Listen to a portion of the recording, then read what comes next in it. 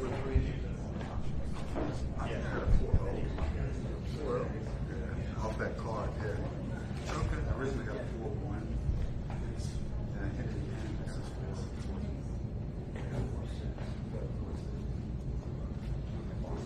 4. I got 4-3.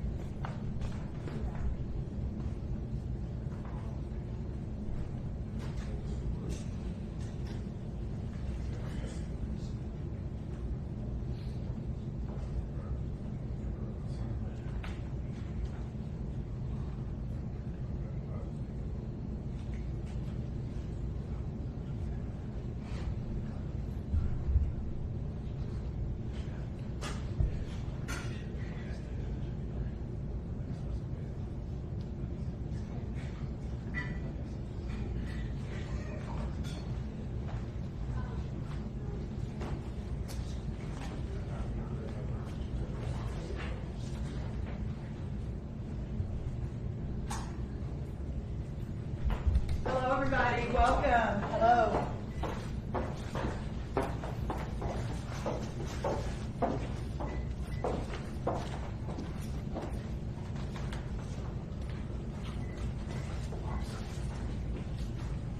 Get everybody in. All right. Well, first of all, welcome for many of you back to the USDA for another round. You'll see the stack of SNAP waivers sitting on my desk that I will soon sign. The extraordinary people standing behind me that have made today possible.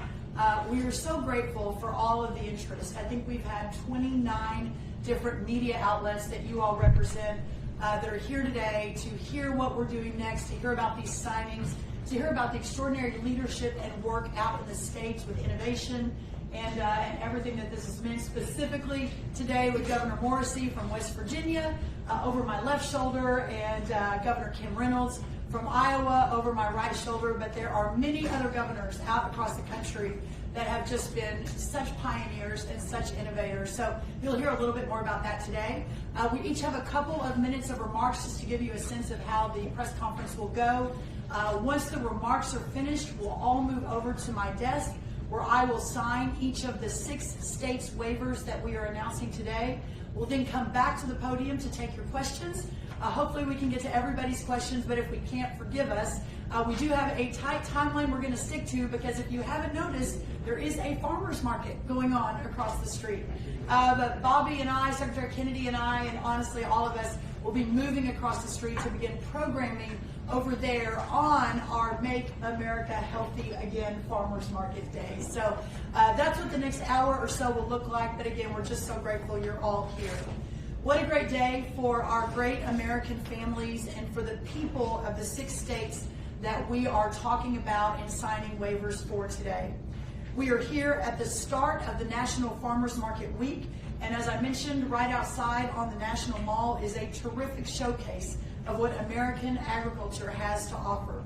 The Great American Farmers Market reminds us that agriculture is at the heart of the solution to the problems that we face in our health in America today, and that's why President Trump, with his leadership, alongside Secretary Kennedy and I, are working so closely to make America healthy again, alongside, again, so many of our partners across the country. We also have the amazing Dr. Marty McCary here as well with the FDA. But first, it is important to mention that before that wonderful, wholesome food gets to our plates, our great farmers, from seed to harvest, work tirelessly for all of us. President Trump has already unleashed the American economy and boosted markets for our farmers and ranchers. As we know, the One Big Beautiful Bill made the largest tax cut in American history permanent, slashed the crippling death tax. Specifically, 2 million small family farms are now shielded from the death tax thanks to that bill, and increased reference prices for our farmers working on already such thin margins. Every day we are getting new and better trade deals, including removing barriers to trade, getting our beef, for example, into Australia for the first time in 20 plus years, removing non-tariff barriers in Mexico, the EU, and other places around the world, and cementing relationships with massive markets around the world. Thanks to President Trump, we have unprecedented trade wins with South Korea, the Philippines, Indonesia, Japan, and Vietnam. Alongside that, our own team here at USDA, a little lesser known, has secured additional trade wins for agriculture in South Africa, in Egypt, in Ethiopia, in Pakistan, in Nigeria, and Namibia, and there are more, just not named today. We are lowering energy costs that affect every American at the pump and play a huge role in overall consumer costs by unleashing American energy dominance and expanding access to mining and drilling, here part of the USDA plan. And of course, all of this is not possible if our farms are under threat. Farm security policy is at the center of our national security strategy. In the Trump-Vance administration, foreign adversaries are no longer permitted to take advantage of our farmland, farmers, and programs paid for by American taxpayers. And so many of you covered that launch a couple of weeks ago, and we're really grateful for that. We are ensuring that government works better and more efficiently by cutting waste, fraud, and abuse in our programs at USDA. And as again, many of you have covered our announcement last week of moving the heart of the leadership at USDA out into the country and out of Washington, D.C. This is all about right-sizing government to improve our programs for the people that we serve. However, and the reason we're here today, we are at a point where we must do something to correct the chronic health problems that all Americans face. Over 75% of Americans' youth between the ages of 17 and 24 are ineligible for military service because of obesity, poor physical fitness, or mental health challenges. Think about that, 75%. Over 350,000 American children have been diagnosed with diabetes. As MAHA moms, and I consider myself one, as the mom of 4 teenagers, as MAHA moms across the country know, behind these statistics are mothers and fathers and sons and daughters and neighbors and coworkers. President Trump and our cabinet are doing things a little differently than the typical Washington, D.C. Since my confirmation, our department has encouraged states to think differently and creatively about how to solve the many health issues facing Americans. One way is by not allowing taxpayer-funded benefits to be used to purchase unhealthy items like soda, candy, and other junk food. The number one purchase by SNAP recipients is sugary drinks. SNAP is a supplemental nutrition program meant to provide health food benefits to low-income families to supplement their grocery budget so they can afford the nutritious food essential to health and well-being. That is the stated purpose of the SNAP program. The law states it, and President Trump's USDA plans to deliver on it alongside our partners at HHS.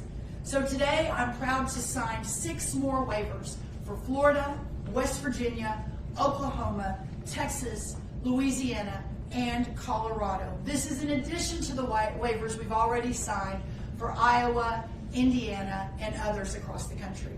I continue to encourage states to be laboratories of innovation, think through how you can promote healthy families and healthy communities. And because of our historic partnership, USDA and HHS, and the visionary leadership of the governors here with us today and of the states represented by the signings, we are doing something about it. These SNAP waivers are just one piece of the MAHA effort. We work so closely together to encourage voluntary commitments to remove artificial food dyes, among other things, from our food supply. And together we are crafting sensical dietary guidelines for Americans that prioritize whole, healthy, and nutritious foods. I am so proud to stand with Secretary Kennedy, Governor Morrissey, Governor Reynolds, FDA Commissioner Marty McCary, and so many others as we work to make America healthy again. Secretary Kennedy is the face of the MAHA movement and a relentless warrior for health policy that puts the American people first. It's such a privilege to stand with my friend and my partner and the leader of it all, Secretary Kennedy. Thank you, Secretary. I've said again and again publicly that Secretary Reynolds is the best USDA secretary in history. And the reason for that is, up until this point, every USDA secretary has focused on food quantity.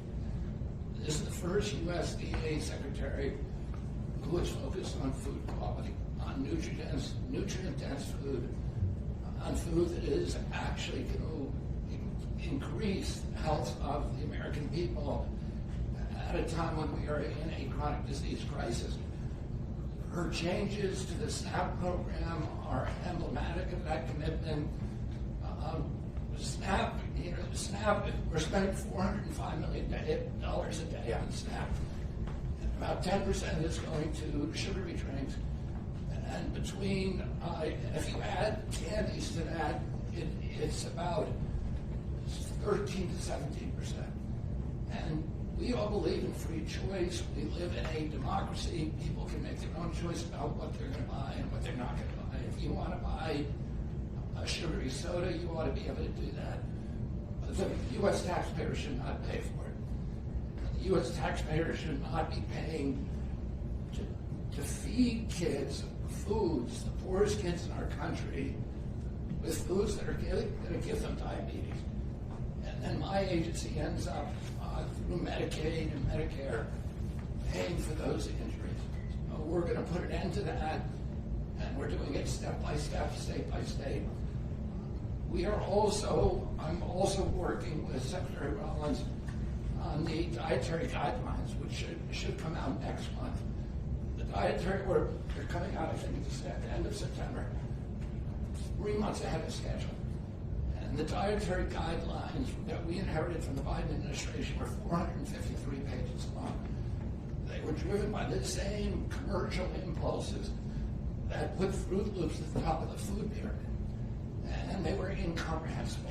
And we are going to release dietary guidelines that are 4, 5, or 6 pages long, that are understandable, that are simple, and will allow people to make good choices about their food. They will drive changes in the school lunch program, in prison lunches, in military food, and they will begin to change America almost immediately. We're also working on the release of the MAHA report. We're working, Brooke especially has been adamant about the issue that we need to keep farmers as partners in the MAHA movement if we're going to have nutrient-dense food. And that is what we care about. We've had over 130 meetings with farmers to understand their concerns, to learn from them, and to understand how we can help them transition towards more and more nutrient-dense food. I also want to thank President Trump for the big, beautiful bill. If we're going to save the American farmers, we need to save rural America. Right now, Medicaid gives about 7% of its funds to rural hospitals. 7%. It's about $20 million a year. $20 billion a year. We are now going to add through the rural transformation bill. We're going to add another $50 billion over 5 years. So $10 billion a year that's going to be distributed to the states, to rural areas, and that is going to add about 1/3 of the money that they now receive from Medicaid, and it will transform them, and it will allow these institutions, which are so critical to the economies, to the culture, to the health of rural life, it will allow them to flourish. And the president understands the American farmer. He did more during his first term to save American farmers than any other president, and we are going to continue that tradition. So thank you very much for your leadership, Secretary Reynolds. Thank you, Secretary Kennedy. It's just such an honor to continue to partner with you. One of the key partners in the effort within the first hour of being sworn in on February 13th earlier this year, we sent a letter to every governor in America, Republican and Democrat, and said the founders' vision of the laboratories of democracy have never been more important. And what I challenge you to do is think outside the box and how we can partner with you, but want you to lead the way in solving some of these crises, especially regarding things like food stamps and chronic health disease from the agriculture perspective. And the governor that perhaps stood up very first in all of that was our great governor from Iowa. So I will always be grateful for her friendship and for her support. And I think this coming Saturday, I'm going to be even more grateful when I beat her at the Celebrity Steer Show at the Iowa State Fair, when hopefully a buckle is involved. But Governor Reynolds, what a great time to have you here. Well, a buckle is involved, and we can't wait to have you to the Iowa State Fair. But I take that challenge, and we'll see who comes out on top. But we can't wait to have you back in Iowa, so thank you very much for that. And thank you, Brooke, for that kind introduction. I appreciate it very much. I appreciate both you and Secretary Kennedy. Thank you for the opportunity to speak today, and really for enabling Iowa to help lead the nation in SNAP reform. You know, we have spent the last several years realigning our state government with common sense goals and priorities, and we've taken the same approach with SNAP and nutrition in our state. While the USDA, as you heard, clearly states that the purpose of SNAP is to support the health and well-being of low-income families, the reality is often the opposite. As you heard, 20% of all SNAP dollars are spent on sweet drinks, desserts, salty snacks, and sugar, with sweetened beverages the second highest purchase. And this truly isn't helping low-income families. In fact, it's hurting them. And Iowans are seeing the impact of that. 37% of our adults and 17% of our youth ages 6 through 17 are suffering from obesity. And that's something that as a governor of this great state, I can't accept. And it's why that we've really begun to strategically reform our efforts to help address food insecurity and nutrition. Iowa was one of 12 states that opted not to participate in the Biden administration's Sunbucks program over the summer to help feed our school-age children. Instead, we submitted a waiver to address our unique needs in Iowa and to have a health and nutrition focus. And I was sorry to say that that waiver was denied. And when you contrast that to the Trump administration and Secretary Rollins' approach of innovative solutions, we again resubmitted that waiver to USDA, and I'm proud to say that in June we launched Healthy Kids Iowa. So we leveraged, I'll tell you just a little bit about that real quick and then talk about our SNAP waiver as well. We're leveraging existing food banks to purchase and distribute monthly food boxes to our meal site partners, over 264 pantry sites where they're in all 99 of Iowa counties. We utilize schools and churches and nonprofits to provide our eligible families with healthy and kid-friendly nutritious food.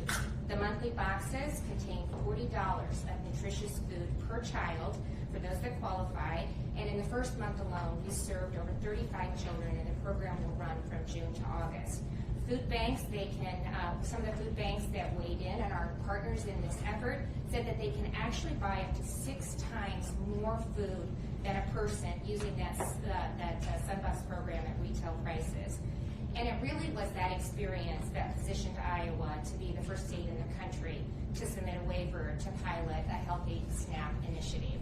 So starting January 1, SNAP dollars in Iowa can only be used to purchase non-taxable food items, eliminating soft drinks, candy, and other taxable foods and beverages as eligible SNAP purchases. And by using Iowa's sales tax exemption, it was an approach that our retail partners have really praised as a simple and a practical way to ensure that SNAP purchases are healthier. More importantly, I think these changes really empower families to take charge of their health and to achieve SNAP's foundational goals of meeting their nutritional needs. So once again, I just want to say thank you to Secretary Rollins and her team for making these initiatives possible. They've been incredible partners throughout the process. And Secretary Kennedy, we're looking at what we can do this next legislative session to adopt some of the MAHA policies as well. So I really appreciate the flexibility and the innovative approach that they've encouraged and allowed us to take. So thank you.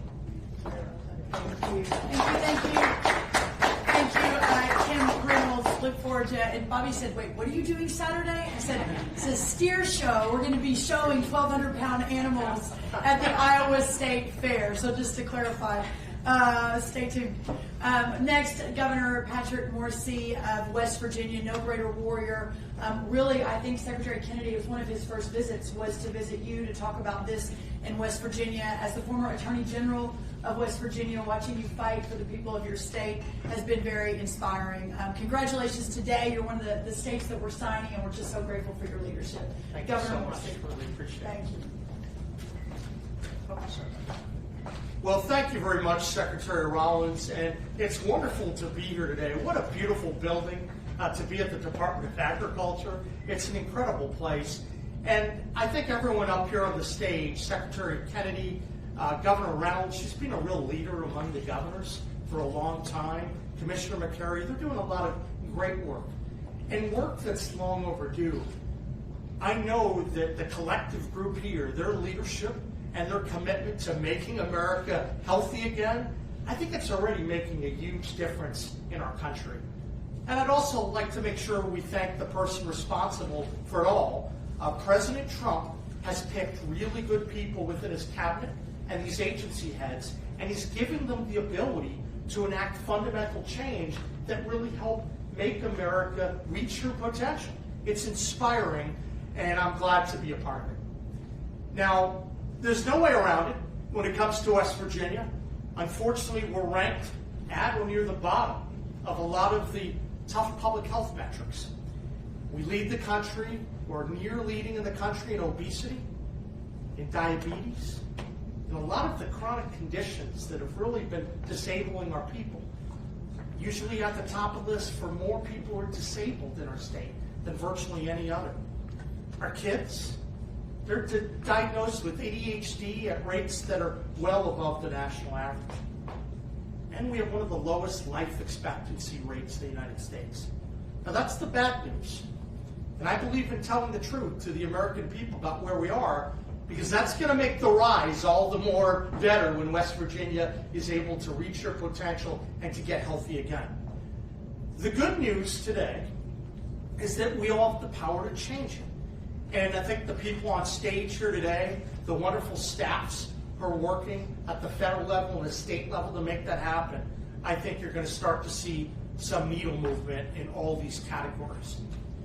You see, I want all West Virginians to have happy, long, healthy, and purposeful lives, spending time with friends and family and doing things that matter. Earlier this year, alongside Secretary Kennedy in Martinsburg, I signed legislation making West Virginia the first state in the country to restrict the number of the artificial dyes in the schools. We need to clean up and get the crap out of the food. And in West Virginia, we're taking the lead.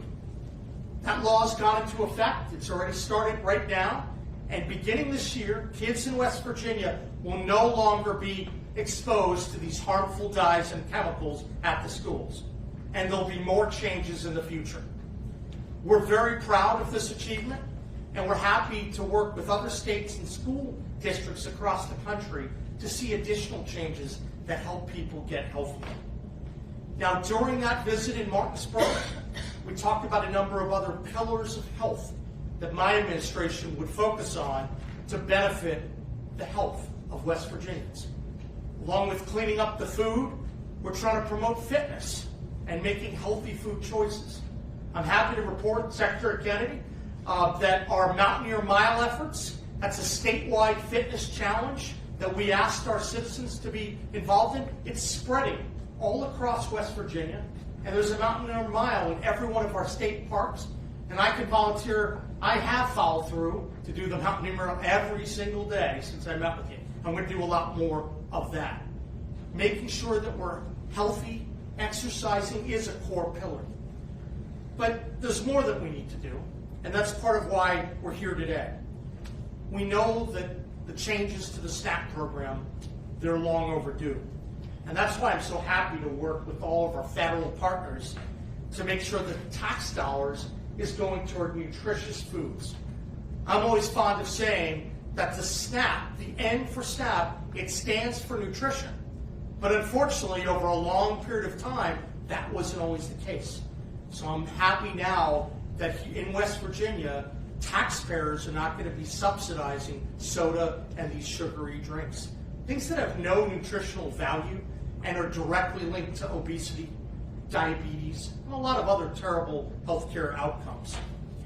If a law says that a program is meant to help people get a more nutritious diet, then that's going to be the standard. That's what we're going to work on. So I'm happy to be here today and to celebrate the growth of the MAHA movement and all the amazing things that Secretary Rollins, Secretary Kennedy, and the entire Trump administration is doing. They're aligning words with actions, and we're not stopping here. In the future, we're not only going to be focusing on our food, I'm looking forward to working with Secretary Rollins on the work requirements. We have that for Medicaid and for SNAP, and I want to make sure that West Virginia is out in front on that. A state with one of the lowest workforce participation rate in the nation. I want to get more people to work, and I'm really excited to partner to make that happen. This administration is making big things happen, and I'm eager to talk about it. So thank you for everyone, and God bless our great country and the wonderful state of West Virginia.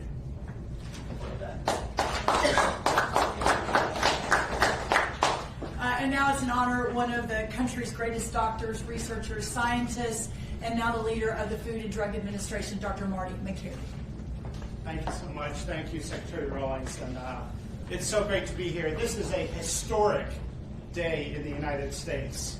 This begins the end of the government subsidization of our obesity, diabetes, insulin resistance epidemic.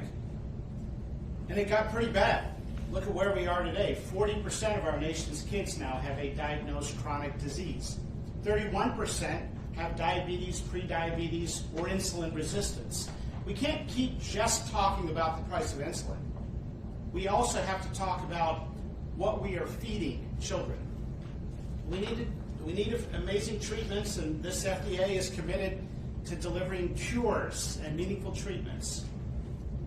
But we have to talk about nutrients and fiber, not just Ozempic and other medications to medicate our nation. We're medicating our nation's kids at scale.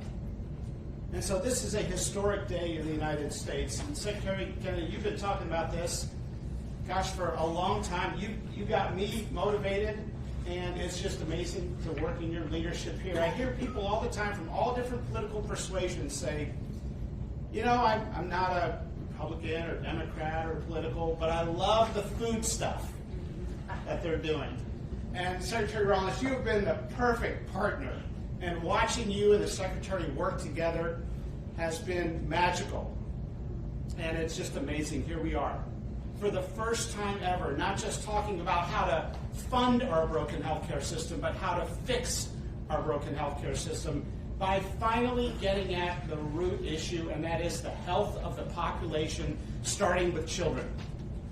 And so people say to me, I love some of this MAHA stuff. And what else are you doing to make America healthy again? Well, as Governor Morsi just said, we're just getting started. We're now talking about ultra-processed foods.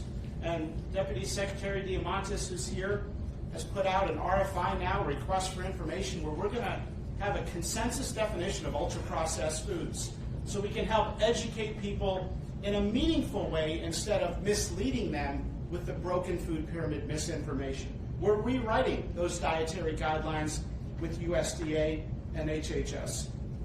We're doing an inventory of all the chemicals in our food supply that are banned outside of the United States and asking, what are the most concerning chemicals here? We are cleaning up infant formula. We took action to remove the 9 petroleum-based food dyes. We are reevaluating and addressing the broken GRAS standard. We are talking about medical devices now and how we can prioritize medical devices that empower people with good information about their own glycemic load. You know, most of the chronic diseases we see in medicine are really related to a couple basic principles: insulin resistance and general body inflammation. And what drives that? Sugar and junk food. We're not talking about complex carbohydrates and things that come out of the ground. We're talking about ultra-processed foods that drive up the glycemic index. We're addressing the poisons in the U.S. food supply.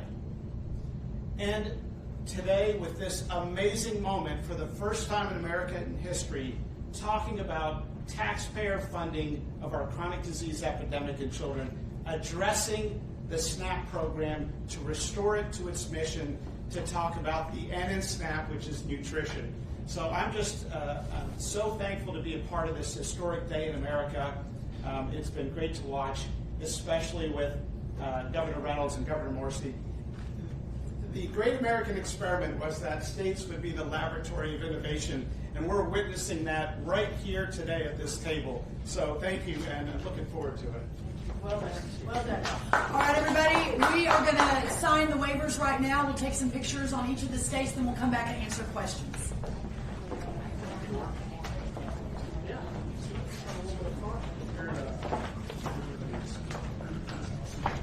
Governor Morsi will do West Virginia first. Great.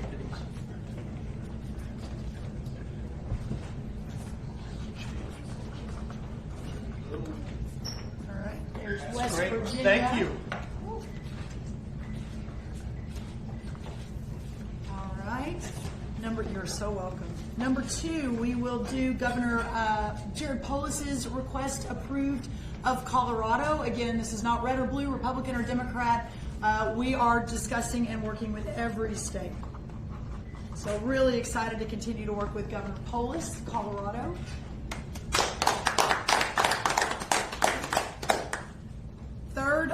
list is Florida. Governor Ron DeSantis. So grateful to Florida for continuing to be such a leader in so many things, including the SNAP waivers. Number 4, Louisiana. The wonderful Governor Jeff Landry, who was really hoping to be here today but couldn't make it, but here is Louisiana. Number 5, Governor Kevin Stitt of Oklahoma, another great friend of freedom and of real reform, Oklahoma. And finally, no offense to anyone here, but the greatest state, Texas, Governor Greg Abbott and his wonderful team in Texas. Here we have Texas. All right, thank you, everybody. We'll head back to the podium and we will take some questions. Thank you.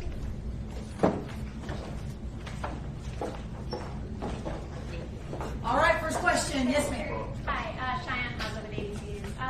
Food regulation and more broadly in the states, but also the SNAP waivers, has historically been a policy approach taken on mostly by Democrats and criticized by Republicans as the anti-state. Now nearly 10 Republican states have passed MAHA legislation. Secretary, can you talk about how you have convinced Republican governors to take on I was at the governor's conference in Colorado last week, and I met with a whole string of Democratic governors, including Governor Polis, and they all committed to filing SNAP waivers and doing other MAHA legislation as well. They don't want to call it MAHA because they think that will that's become kind of a partisan brand, and I don't care what they call it. They want to protect their children, and there's no such thing as Democratic children or Republican children. There are children, and we should all care about them. And I don't care what party you're in. There's been more enthusiasm today from Republicans. You're right. Traditionally, it was a Democratic issue, and I'm very, very hopeful that more and more Democrats will continue to be in their party, but sign up to protect their children.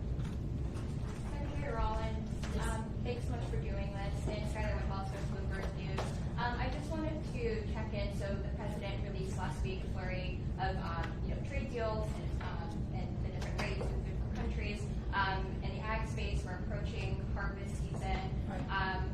Crop prices were soybeans; they were down a little bit. I was just wondering if you could give an update on if you're still tracking, farmer aid, sort of how the administration is looking to protect farmers as we enter that harvest season, given that we're seeing these trade deals.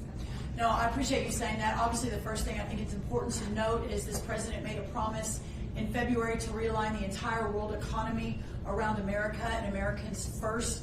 As we are renegotiating trade deals around the world, historically, on average, American ag products are charged 15% on average as they move into other countries. We, in fact, charge on average 5% as their ag products moved into America. So obviously that realigning and the idea of American, especially American farmers and ranchers, bowing to the altar of other countries' tariff regimes and tariff structures ended when President Trump announced on Liberation Day. But having said that, and to your question, which is a very good one, the importance of understanding the uncertainty of what this means for our agriculture producers, especially for our row croppers, some really great ones from Iowa, others from West Virginia, across this country, when they were already operating on such thin margins, barely making it day to day, month to month, year to year. We've lost almost 200,000 family farms in just the last 4 or 5 years. The cost of inputs went up 30% under the last administration.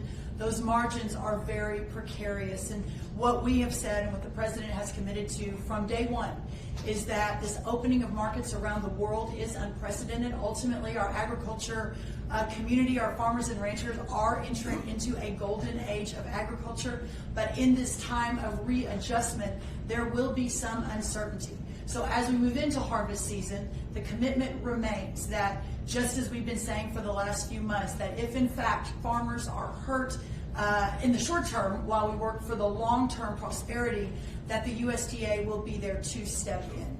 Secretary Rollins. Yes, ma'am. Marcia Brown with Politico. The MAHA report is due out later this month, and a lot of MAHA advocates I've spoken to have said that they want to see this administration ban or limit pesticides. Will the MAHA report ban or limit pesticides or make policy recommendations to do so? I'll answer that, and then if Secretary Kennedy wants to lean in, there is no question that the use of crop protection tools remains one of the most important tools, if not the most important, for our farmers to thrive and to, as I mentioned, to remain prosperous. There is no chance that our current system of agriculture can survive without those crop protection tools, including the fertilizers that you mentioned. Having said that, and I don't want to put words in Secretary Kennedy's mouth, so I'll let him answer if he wants to add anything, that the vision of moving America and supporting our farmers and ranchers and allowing a golden age of agriculture, we will continue to work together. Secretary Kennedy mentioned he and his team have met with 130 different groups representing the farming and ranching industry. I have been with him on a lot of those. We visited a farm together in Texas. I have rarely seen anyone more open to understanding and learning and talking to, and I've also heard him say that we can't compromise our farmers and their ability to feed and fuel and clothe the world. So I continue to look forward to working with him. The MAHA report the second part is coming to conclusion. We'll have announcements on that soon, but I feel very confident that his and our commitment to make sure that farmers are at the table remains paramount, and that the report will reflect that. I don't know, Secretary, if you want to add. Okay. Perfect. Thank you. Yes, ma'am. Thank you so much. Allison Snyder with Philadelphia. It's been reported that Susie Wiles and Laura Loomer convinced President Trump to fire Drug Evaluation and Research Director Vinay Prasad. This was over your Secretary Kennedy and Dr. Terry's commission. It seems as though he was restoring gold star science and really improving drug and vaccine review. Do you think this is going to be a detriment to MAHA and everything you guys are working to accomplish? And how can we be reassured that the new person incoming is not a lapdog for Big Pharma? Well, first of all, the idea that he was pushed out by anybody is simply untrue. He saw some media headlines and didn't want to be a distraction. We have encouraged him to reconsider, and we're still doing that. And I am confident the FDA is going to continue to be strong. So the FDA is one of the greatest brands in the world, and it's going to continue to do that. Secretary Kennedy, Luke Zarzaki with Inside Health Policy. So your proposed administration for a Healthy America was not in the HHS Senate Appropriation Committee's funding bill, and I'm curious why that was.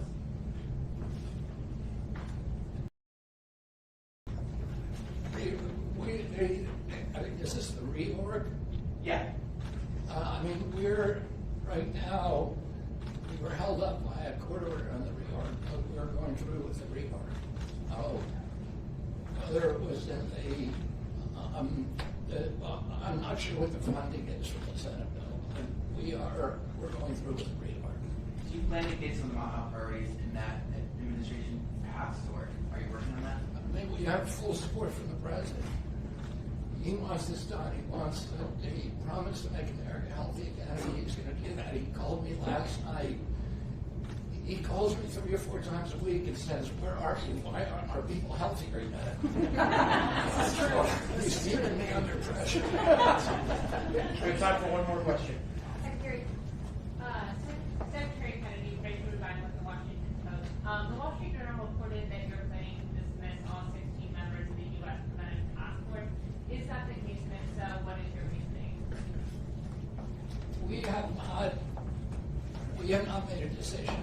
We're doing that now. The task force has done very little over the past 5 years. And we want to make sure that it is performing, that it is approving interventions that are actually going to prevent the health decline of the American public. And it hasn't, let me put it this way, it hasn't been stellar at doing that job.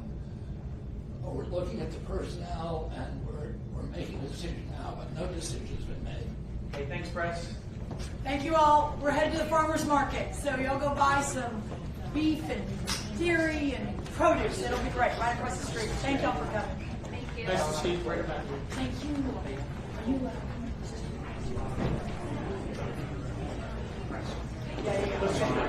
Oh, you're welcome.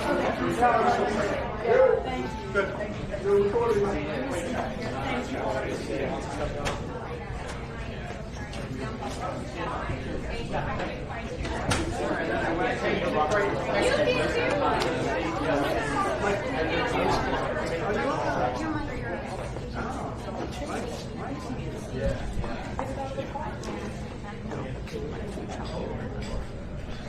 Appreciate it.